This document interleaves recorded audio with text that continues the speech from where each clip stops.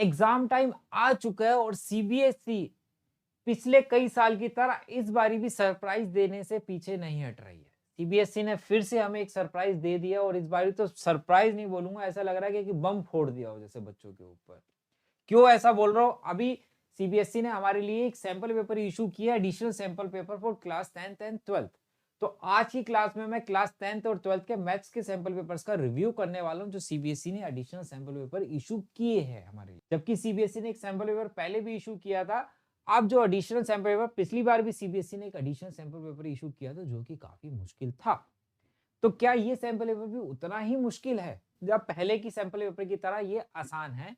इसको लास्ट तक वीडियो जरूर देखिएगा और टेलीग्राम ग्रुप का लिंक आपको डिस्क्रिप्शन में मिल जाएगा। वहां जाके आप टेलीग्राम ज्वाइन कर लेना। क्यों? क्योंकि इसी का पूरे सैंपल पेपर का सॉल्यूशन भी मैं जल्दी वीडियो बनाऊंगा और वहां सॉल्यूशन भी दूंगा और वहां पे एडिशनल सैंपल पेपर्स भी ऑलरेडी मैंने शेयर कर रखे हैं और पीवाईक्यू क्वेश्चंस भी आपको मिल जाएंगे। जाके टेलीग्राम ग्रुप जल्दी से ज्वाइन कर लेना। सबसे पहले क्वेश्चन से आपको अंदाजा लग जाएगा क्लास 10th वालों। इसके बाद मैं क्लास 12th पे भी आऊंगा, सब्र रखना, बहुत मजा आने वाला आज की वीडियो में जो सीबीएसई ने आपको दिया है। The graph of the polynomial px passing through the point which among the following is a factor of px. कहता है एक पॉलिनोमियल है जो इन पॉइंट से पास करता है। कोई बात नहीं, पॉलिनोमियल तो बहुत सारे पॉइंट से पास करता है भाई। Which among the following is a factor of px के कौन से फैक्टर होंगे? पॉलिनोमियल नहीं दिया, पॉइंट्स दिए और कह रहा है इसमें से पॉलिनोमियल के कौन से फैक्टर होंगे। भाई साहब क्या करें? बहुत सारे बच्चे तो कहेंगे ऐसा क्वेश्चन भी नहीं देखा भाई साहब हमने। तो सिंपल सी बात, अगर क्वेश्चन बहुत आसान है, लॉजिक बहुत ज्यादा लग रहा है, कॉन्सेप्ट आपका चेक कर रहा है सीबीएसई। सिंपल सी बात बोलूं तो polynomial, zero of the polynomial factor क्या देता है? जीरो ऑफ द पॉलिनोमियल देता है। अगर इक्वल टू जीरो रख दो तो मतलब y की वैल्यू क्या मिलती है? जीरो मिलती है।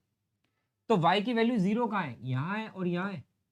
अगर ये फैक्टर होता, यहाँ पे x इक्वल टू कितना है? -5 है, तो फैक्टर क्या होता? x + 5 नहीं होता क्या इसका पहला फैक्टर? और यहाँ पे बात करूं तो x इक्वल टू 8 है, तो फैक्टर क्या होना चाहिए था? x - 8 होना चाहिए था। तो इन दोनों में से कौन से फैक्टर है? x + 5 तो कहीं है नहीं, x - 8 है, तो बी ऑप्शन रहने वाला था। इससे आपको अंदाजा लग गया होगा कि सीबी आपसे सिर्फ कॉन्सेप्ट चेक कर रहा है। आपके हर एक क्वेश्चन में लॉजिक पूछा है उसने, कॉन्सेप्ट पूछा है। लेकिन बात यहां पे ये आती है, क्या सीबीएसई ऐसे क्वेश्चंस की प्रैक्टिस के लिए कोई बुकलेट इशू करता है? जनवरी लास्ट में जब एग्जाम में 20 दिन बचे हैं, सीबीएसई ऐसा 10th क्लास के लिए सैंपल पेपर इशू कर रहा है, क्या सोच के कर रहा है? क्या बच्चों को डराना चाहता है सीबीएसई? उनका कॉन्फिडेंस लेवल को डाउन करना चाहता है? क्या चाहता है सीबीएसई? आप ये बच्चों को बताना चाहते हैं कि पेपर मुश्किल आएगा? कोई दिक्कत नहीं, बताओ ना। तो पहला सैंपल पेपर जो इशू किया था वो इसका तो 20% भी नहीं था भाई टफ में। ये उससे 4 to 5 टाइम ज्यादा मुश्किल है। मुश्किल इसलिए बोल रहा हूं क्योंकि कॉन्सेप्ट यूज हो रहा है हर क्वेश्चन के अंदर। टाइम कंज्यूमिंग पेपर है ये। जबकि पहला पेपर में ऐसा कोई नहीं था, जितना पढ़ाया जाता है जैसे पीवाईक्यू आता है वैसे ही वो पेपर था। लेकिन एडिशनल सैंपल पेपर वैसा नहीं है, जैसा कि प्रीवियस ईयर क्वेश्चंस आपको मिल जाएंगे पिछले 10 से 15 साल के। कुछ क्वेश्चन सिंपल भी है लेकिन कुछ क्वेश्चन जरूरत से ज्यादा टिपिकल है, जिसमें हम टाइम लगाएंगे और कॉन्सेप्ट लगाएंगे तो ही क्वेश्चन को आसानी से सॉल्व कर पाए, नहीं तो बहुत सारे बच्चों को इसमें दिक्कत होने वाली है। तो इसका मतलब क्लास 10th के बच्चों समझ जाओ कि अब आपको 20 दिन पढ़ना है और कॉन्सेप्ट पे और ज्यादा से ज्यादा क्वेश्चंस करने हैं। मैं तो ये बोलूंगा अभी 5-7 दिन इस सैंपल पेपर को नहीं देखना है क्लास 10th वालों ने, भूल जाओ। मैं इसका सोल्यूशन कराऊंगा, वहां जाके रिकॉर्डिंग देख लेना, क्योंकि जब आप देखोगे तो आपको समझ में आएगा क्या क्या लॉजिक लगा हुआ है, तो आपका कॉन्फिडेंस लेवल बढ़ेगा। तो सबसे पहले आपको क्या करना है, एनसीईआरटी कर लिए तो आप टेलीग्राम ग्रुप में जाइए, वहां से प्रीवियस ईयर क्वेश्चन डाउनलोड कीजिए, वहां पे सोल्यूशन भी है, वहां से करिए। सैंपल पेपर भी दे रखे हैं मैंने वहां पे, वो भी करिए। और जब 2 सैंपल पेपर और प्रीवियस ईयर क्वेश्चन खत्म हो जाए देन इस सैंपल पेपर को आप देख सकते हैं, नहीं तो अभी के लिए इसको बाय बाय टाटा कर देना। ये नहीं समझना कि मैं आपको डरा रहा हूं, डरना नहीं है। आपने जो कर रखा है आपका सब आता है, ठीक है। सीबीएसई ने जान के शायद ये पेपर थोड़ा सा टिपिकल बनाया ताकि आप थोड़ी और मेहनत करें डरने के बाद। तो आपको अपना मोटिवेशन लेवल को बढ़ा के रखना है, डाउन नहीं करना है।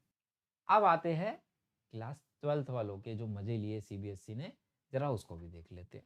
पहला क्वेश्चन देखते ही समझ में आ जाएगा कि सीबीएसई क्या चाह रहा है हमसे। जरा देख लो। Shown below is the graph of function whose domain is this. Sum of the portion graph is hidden behind the star. CBSE को कितने स्टार दोगे ये बताओ।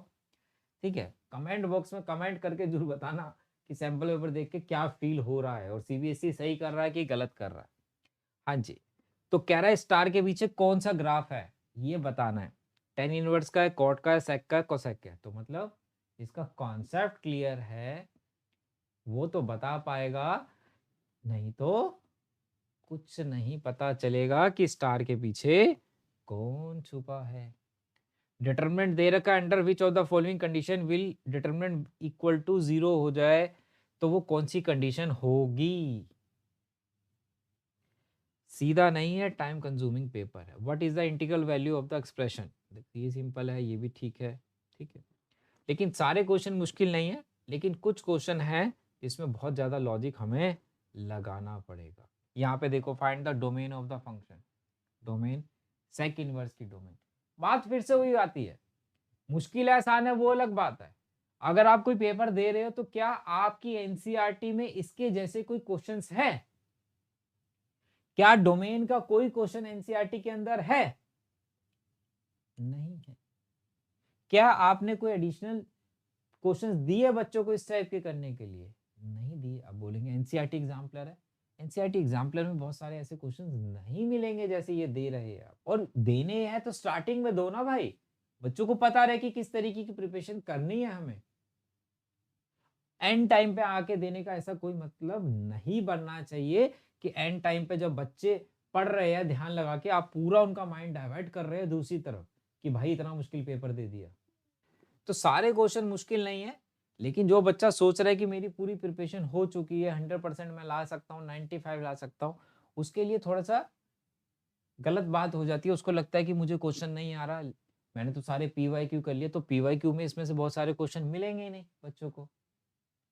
तो ऐसा नहीं करना चाहिए था सीबीएसई को। सैंपल पेपर इशू करे कोई दिक्कत नहीं है, लेकिन ऐसा पेपर इशू करे जैसा पहला किया था, उससे थोड़ा टफ कर सकता है, लेकिन उससे डबल या ट्रिपल टाइप के क्वेश्चंस नहीं दे सकता डिफिकल्टी लेवल के। तो यहाँ पे भी ये सारा सैंपल पेपर जो है, कुछ क्वेश्चंस तो बहुत आसान है, ठीक है, लेकिन कुछ क्वेश्चन थोड़े से टिपिकल है। मतलब टिपिकल मींस क्या है, जिसका कॉन्सेप्ट अच्छा है, जिसने सब कुछ पढ़ रखा है कॉन्सेप्टली समझ के, वो तो क्वेश्चन को आराम से लगा लेगा। लेकिन जिसके कॉन्सेप्ट वीक है और जिसने रट्टा मार रखा है कि इस टाइप के क्वेश्चन को ऐसे करूंगा, इस टाइप के क्वेश्चन को ऐसे करूंगा, उसको दिक्कत रहने वाली है। इसलिए कह रहा हूँ टेलीग्राम ग्रुप ज्वाइन कर लेना। जितने भी वन शॉट्स हो रहे हैं वहाँ पे मैं उसकी भी वीडियो शेयर कर देता हूँ, जिसके अंदर हम कॉन्सेप्ट ही सिखाते हैं और साथ के साथ मैं बहुत सारे क्वेश्चंस भी कराता हूँ, ताकि कोई भी क्लास आपकी मिस ना हो, जो कि फ्री ऑफ कॉस्ट होती है। ठीक है, तो कमेंट बॉक्स में मुझे कमेंट करके जरूर बता देना, और वीडियो अच्छी लगी तो दोस्तों के साथ भी जरूर शेयर कर देना, उनको भी थोड़ा समझा देना भाई पढ़ ले। अब इन शॉर्ट बोले तो उनको भी थोड़ा डरा देना। क्लास 12th वालों को भी इतना ही बोलूँ कि आपको अभी इस पे पेपर पे ध्यान नहीं देना है। पहले एनसीईआरटी खत्म कर ली हुई है तो प्रीवियस ईयर क्वेश्चंस खत्म करो फटाफट, 2 सैंपल पेपर करो जो मैंने दिए, और उसके बाद इस सैंपल पेपर में आना जब मैं आपको सोल्यूशन प्रोवाइड कर दूंगा, तो तब इसको आप देख सकते हैं कि सोल्यूशन हमें कैसे करने हैं, तो आपको भी आराम से समझ में आ जाए। चलिए मिलते हैं बेटा नेक्स्ट वीडियो में। Bye bye, take care.